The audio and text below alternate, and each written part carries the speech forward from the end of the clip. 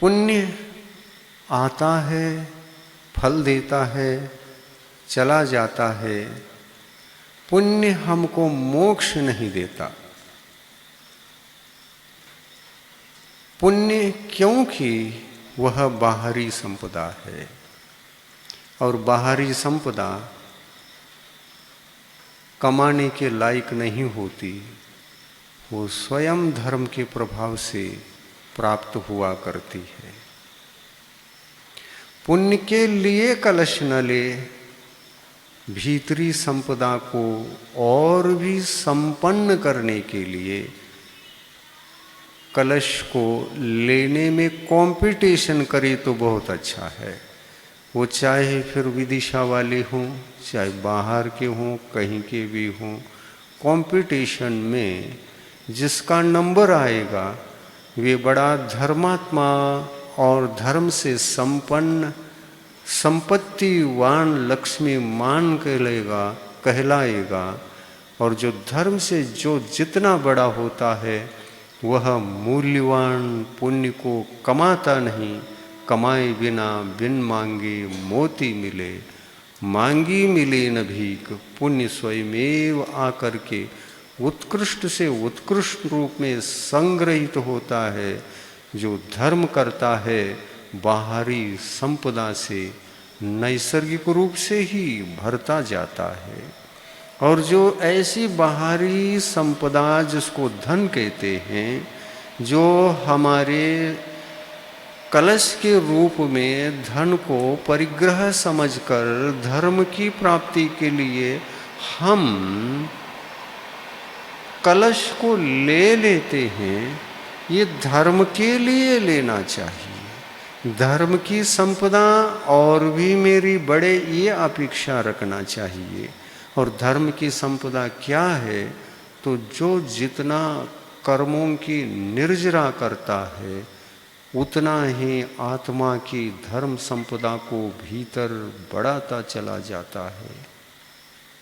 जितने प्रकार के कर्मों का विनाश होगा उतने ही प्रमाण में आंतरिक संपदा से हम संपन्न बनते चले जाएंगे।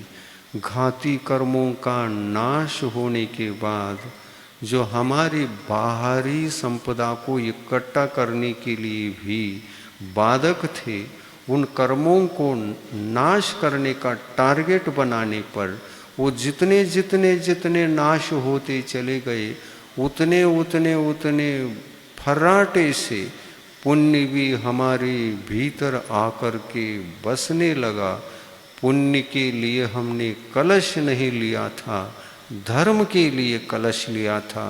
भीतरी संपदा को बढ़ाने के लिए कलश लिया था, लेकिन उस कलश के साथ धर्म संपदा तो भरपूर बढ़ गई, लेकिन पुण्य कहीं उससे ज़्यादा बढ़ कर के खड़ा हो गया। उससे भौतिक अनुकूलताएं प्राप्त होती हैं और इससे आत्मा को अनंत गुणों को उपलब्ध करके सिद्ध भगवान बनने का अवसर प्राप्त होता है। तो कल नहीं परसों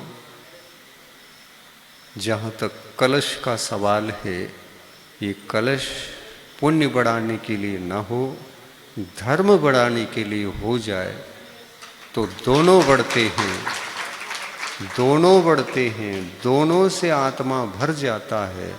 केवल पुण्य से भर जाए, केवल पुण्य से भरने के लिए जिसकी दृष्टि रहती है वो पुण्य से भी खाली होता जाता है, पुण्य बढ़ता नहीं। क्योंकि पुण्य और पुण्य के फल में कामना मत करो, ऐसा जिनेंद्र भगवान का उपदेश है। पुण्य पाप फल माहे, विलखो मत भाई। ये कहाँ आया है? छेड़ाला में। एक बार पाठ तो करो इस पद्य को।